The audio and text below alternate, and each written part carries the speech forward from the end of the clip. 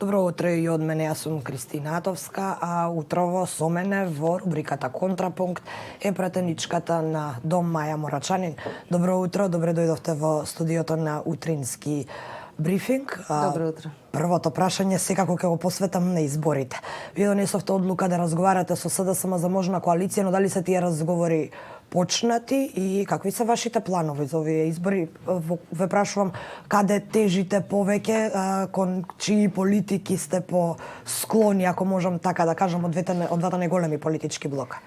По поканата која јавно беше презентирана од страна на Социјалдемократскиот сојуз на Македонија, Централниот одбор на Дом одлучи да разговараме со нашите коалицијски партнери во кои сме во коалиција и да по завршувањето на тие преговори да го информираме Централниот одбор за она што е договорено, кои се барањата од наша страна кои што можат да бидат реализирани и тогаш ќе донесеме конечната одлука за настап на престојните парламентарни избори. За нас се две клучни работи битни во разговорите. Тоа е прво реализирање на програмските определби на Дом. Ние и минатиот пат кога коалициравме со СДСМ имавме своји програмски приоритети за кои се договоривме за чие реализирање и се разбира персоналните решенија во однос на учеството на Дом во креирање и во реализирање на политиките. Дали до сега сте задоволни од она што е реализирано? Еве последно по вашиот предлог беше изгласан законот за забрана на увоз на отпад, но што е со останатите закони, што е со останатите барања? Граѓанскиот сектор, активистите излегоа со низа барања. Дали сте доволно моќни да ги пуштите во собрание, да ги изведете до крај во собрание? И дали владеачката партија конкретно до сега обрнуваше внимание на она што вие го зборувавте во контекст на зелените политики? Така е. Во демократско општество, во парламентот сте мокни онолку колку што бројките ви дозволуваат. Ние сме две пратенички од Зелената партија Дом. Направивме навистина некои големи исчекори во однос на заштита на животна средина. Ние сме посебно горди на носењето на законот за урбано зеленило, кој што сега се вгради целосно и во новиот закон за урбанистичко планирање. Исто така на затварањето на рудниците во Казандол и Ловица и носењето на законот за минерални суровини со кои што се забрани отворање на нови рудници од отворен коп, кои што користат цијаниди и сулфурна киселина.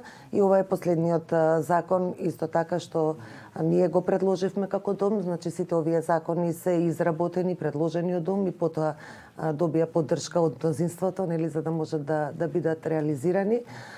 Уште многу треба да се работи на полето на животната средина, конкретно за тоа ако ме прашувате, така што ние мислиме дека навистина е важно, бидејќи Дом, тоа ни е нас една од основните заложби, основните програмски приоритети за кои ние имаме и експертиза, имаме и стручни кадри, тоа ни е основата во програмата, се разбира имаме и одлична соработка и на располагање ни стои експертизата од европските зелени кои што можат да ни помогнат во реализирање и креирање на овие политики што се однесуваат до заштитата на животната средина и заштитата на климата. Така што уште многу ќе треба да се работи на полето на заштита на животна средина во идниот период. Колку ви помагаат европските зелени, бидејќи следиме на социјалните мрежи, во јавноста сте присутни со посетите кои ги остварувате, ви дојде и на гости генералната секретарка на европските зелени, што току споменавте дека се подпирате и на нивната експертиза. Апсолутно. Кои се нивните препораки? Што треба оваа држава да направи за да конкретно и да го намалиме загадувањето со оглед на тоа дека сме една од најзагадените? Еден од најгорливите проблеми е аерозагадувањето во Македонија, тоа е факт.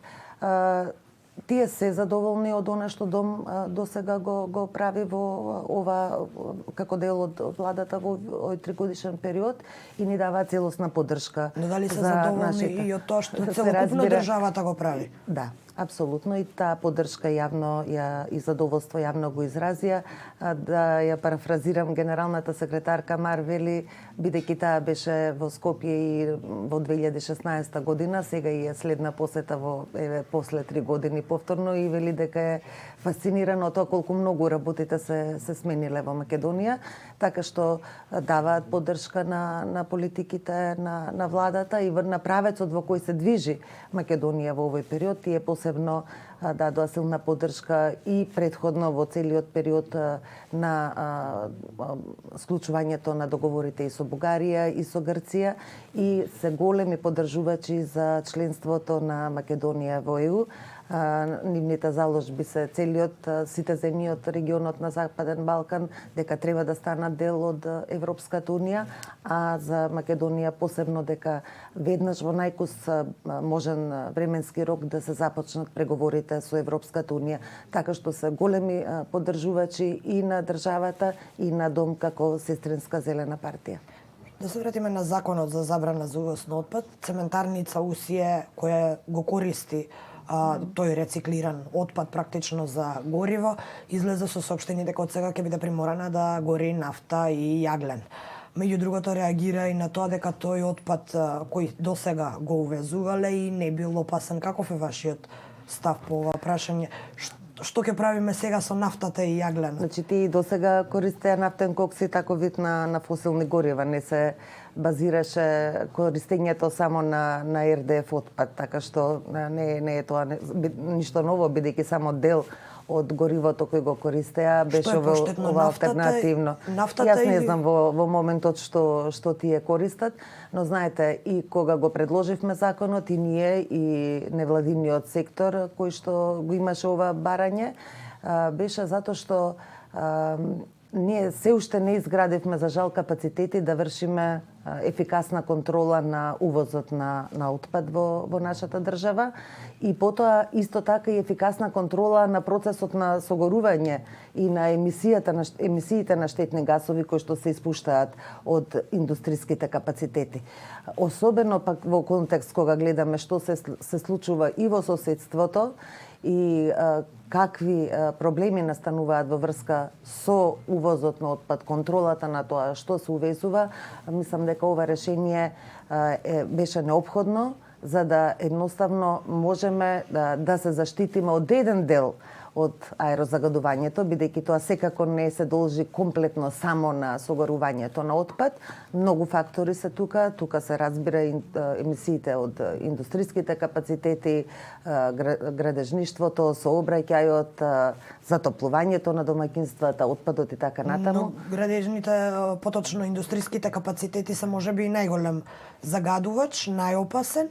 Така е. Колку преземаме за да го направиме ова? За тоа често сме Линданот исто така се справуваме сега со него на отпочна тоа и тоа е одлично. Бомби. Така е и тоа е децениско старо индустријско загадување кое што конечно започна да се решава, зашто ние се залагавме и зборувавме во изминатите 5-6 години, но добро е дека конечно започна да се третира тоа старо индустриско загадување, бидејќи тоа е навистина многу опасно. Ние многу често отвараме оваа тема за индустриското загадување. Неколку фактори се клучни. Прво, тие интегрирани дозволи, некои што уште немаат ни целосна дозвола, туку е оперативен план за усогласување, значи тој процес мора да се интензивира. Едно, второ, сметаме дека треба да се направат ревизии на тие интегрирани дозволи, кои се стандардите кои што тие треба да ги исполнат, како и услови треба да се направат и заострување на критериумите и затоа бараме и да се донесе нов закон за индустријски емисии, кој што е исто така и барање во извештајот на Европската комисија и она што е клучно, контролата на индустријските капацитети. Овие со интегрирана дозвола, тие се во надлежност на Државниот инспекторат со животна средина и мислиме дека тука контролите навистина не се на соодветно ниво и затоа баравме изголемување на капацитетот на самиот инспекторат, но недоволно се вршат контроли, особено заостануваат вонредните контроли и извештаите и транспарентноста од Државниот инспекторат. И затоа и граѓаните и немаат доверба. Знаете, нелогично е во една држава каде што се соочуваме со енормно аерозагадување да резултатите од инспекцијските надзори сите велат дека се е во рамките на дозволеното. Тоа не е логично едноставно, така што тука мора посериозно да се работи. Беше во посета една инспекторка од Соединетите Американски држави која се бави со оваа тема на инспекција на индустријски капацитети и незиниот еден од незините заклучоци исто така беше дека и кадрите се недоволно стручни кои што инспектираат, така што се работи, ние учествуваме на тој проблем да се воведат како протоколи. Потврдуваме како држава и кадровски и технолошки. Јас би рекла на три нивоа финансиски. Прво се вложуваат недоволно финансиски средства, затоа исто сме зборувале и сме предлагале и амандмани на буџет со цел да се зголемат финансиските средства кои што се одвојуваат за животна средина.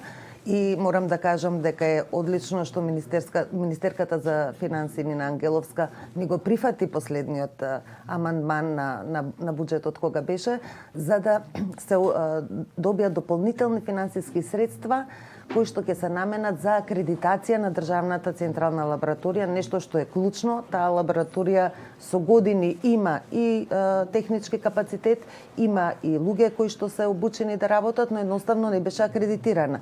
Така што сите овие контроли од индустријските капацитети беа упатувани кон приватни лаборатории кои што се акредитирани, а ние како држава немавме своја акредитирана лабораторија. Тоа ќе ја зголеми релевантноста на резултатите кои што се добива при контролите и ќе ја зголеми и довербата на граѓаните во самите институции. Така што финансиите, техничкиот капацитет, значи опремата што им е потребна и се разбира кадрите, нивната стручност и би рекла и нивниот интегритет и честност во работата. Кога сме веќе кај кадрите и институциите, го споменавте инспекторатот за животна средина, кога разговараме со луѓе од конкретните институции, зборам од оние институции кои се посочени од страна на активистите. Например, Царина, поточно еколошкиот инспекторат, Министерството во целост, сите некако се оградуваат и велат се е по закон, нема увоз на опасен отпад, никаде нема опасен отпад. И после ни доаѓа како во меѓувреме нели загаденоста огромни, после ни доаѓаат како шок информации дека во Дрисла се согорува небезбеден медицински отпад, па се прават вонредни контроли. Дали е ова само циркус за јавноста, Не. дали ова само подпуштање под притисокот или реално се прави нешто, зборувам на секојдневно ниво? Значи, некои исчекори се направени во позитивна смисла, но уште многу има да се работи во однос на инспекциите, затоа велам и до интегритетот и на посветеноста и честноста на луѓето, како и во секоја институција. Еве, паралелно, во градскиот инспекторат, каде што раководител Мирослав Богдановски, тој не е подпредседател од Дом, тој откако дојде на таа позиција одлично ја врши својата работа. И слушате, мислам, јавноста е запознаена, зголемени инспекцијски надзори, изречени многу повеќе казни. Претходно немало воопшто ниту една казна изречено. Значи, работите може да се менуваат. Тој кога беше кратко време раководеше со државниот, институциите искрени кон граѓаните? Ова го прашувам затоа што константно тврдат дека одредена состојба не е возможна, а потоа и гледаме дека е возможно. Така и затоа има и недоверба на граѓаните во институциите. Знаете, институциите ги прават луѓето кои што се внатре. Затоа велам. Значи, сметате дека е оправдана недовербата на граѓаните? Значи, секогаш кога граѓаните реагираат во демократско општество, и така институциите мора да одговорат на повиците на граѓаните. Ако се е во ред, тогаш ќе ги преземат институциите, надлежните сите мерки за да ги убедат граѓаните дека е тоа навистина така. Не можете само да дадете изјава дека се е во ред, ние направивме една контрола која што обично оди 2-3 дена од после од кога ќе се случи некој инцидент. Оти ние знаеме дека тоа беше случајот со Охрис, еве и со најновиот случај што град Скопје да го објави исто така со медицински отпад несоодветно третиран. Знаете, сега веќе има, излегуваат слики во јавноста, извештаи различни, граѓаните сами алармираат. Свесноста на граѓаните за прашањето на аерозагадувањето е многу на повисоко ниво отколку што беше Да, тоа можеме да го видиме и со петочните протести. Така и тоа е одлично и тие прават притисок на институциите да го испорачаат она за кое што практично постои. Сосема за крај, господја Мурачанин, дали овој притисок ќе се исплати, бидејќи само мал дел од барањата на екоактивистите досега се остварени, се реализирани. Какви се вашите прогнози за наредните 2 години? Да, јас мислам дека притисокот апсолутно вродува со плод. Се разбира, не е доволно, не е толку колку што сите би сакале, но разликата евидентна во однос кога споредуваме со некои претходни периоди. Така што мислам дека и очекувам во следниот период тој и општ тренд во светот со климатските промени и така натаму, притисокот од граѓаните да биде се поголем и институциите да го испорачаат она за кое што практично се платени од граѓаните, така е, и пред се би рекла дека мора да бидат поодговорни во своето работење, повеќе посветени, почесни, потранспарентни кон јавноста, ако сакаме навистина граѓаните да имаат доверба во институциите. Ви благодарам за ова гостување во утринскиот брифинг. Ви благодарам. Почитувани гледачи и слушатели, ова беше претеничката на Дом Маја Морачанин.